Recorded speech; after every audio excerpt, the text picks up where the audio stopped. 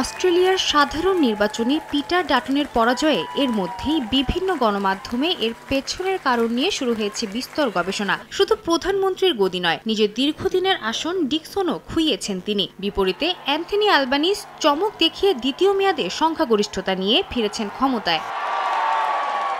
ডাটনের এই পরাজয়ের পেছনে তার সঙ্গে ট্রাম্পের চিন্তাধারার সাদৃশ্যকে দায়ী করছেন বিশ্লেষকরা। তার কট্টরপন্থী অবস্থান, অভিবাসন নীতিতে কঠোরতা আর চীনের প্রতি বিরূপ মনোভাব সবকিছুতেই মিল পাওয়া যায় ডোনাল্ড ট্রাম্পের সঙ্গে, যদিও ডাটন এই তুলনা অস্বীকার করেছেন। তবে লিবারেলদের নির্বাচনী প্রচারণায় ট্রাম্পের প্রভাব ফুটে উঠতে দেখা যায় বলে জানায় গণমাধ্যম। কেবল নীতি নয়, দলীয় অবস্থানেও ছিল মার্কিন রিপাবলিকানদের ছায়া।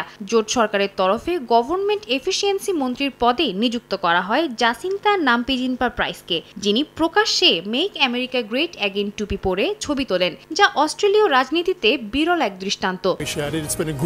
এছাড়াও ডাটনের প্রতিশ্রুতি ছিল 40,000 সরকারি চাকরি কমানো, যা শুনে অনেকেই স্মরণ করেন ইলন মাস্কের ডিওজিইর কথা। এরপর যদিও জনরোষে পড়ে নিজেই সেই পরিকল্পনা থেকে সরে আসেন। ট্রাম্পের মতোই ডাটনও কর ছাড়, প্রতিরক্ষা ব্যয় বাড়ানো, স্বাস্থ্য খাতে $1 বিলিয়ন ব্যয়ের মতো বিপুল প্রতিশ্রুতি দিয়েছিলেন প্রচারণার সময়। আবার একই সঙ্গে বলেছেন সরকারি ব্যয় কমানোর কথা।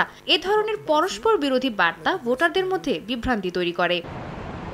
বিশ্লেষকরা বলছেন, যুক্তরাষ্ট্রে যেমন ট্রাম্প প্রশাসনের শুল্কারোপ আর বেপরোয়া নীতিমালা বাজারে অস্থিরতা তৈরি করেছে, তেমনি ডাটনের কথিত ট্রাম্প ঘেঁষার অর্থনীতি নিয়ে অস্ট্রেলীয়দের মধ্যেও উদ্বেগ সৃষ্টি হয়, বিশেষ করে যখন যুক্তরাষ্ট্র চীন সম্পর্ক আর বাণিজ্য যুদ্ধ নিয়ে ডাটন স্পষ্ট কোনো মতামত দিতে পারেননি। এ অবস্থায় ডাটনের এই পরাজয়কে অনেকেই দেখছেন ট্রাম্পীয় রাজনীতির হার হিসেবে। সাদিয়া তাসনিম, সময় সংবাদ।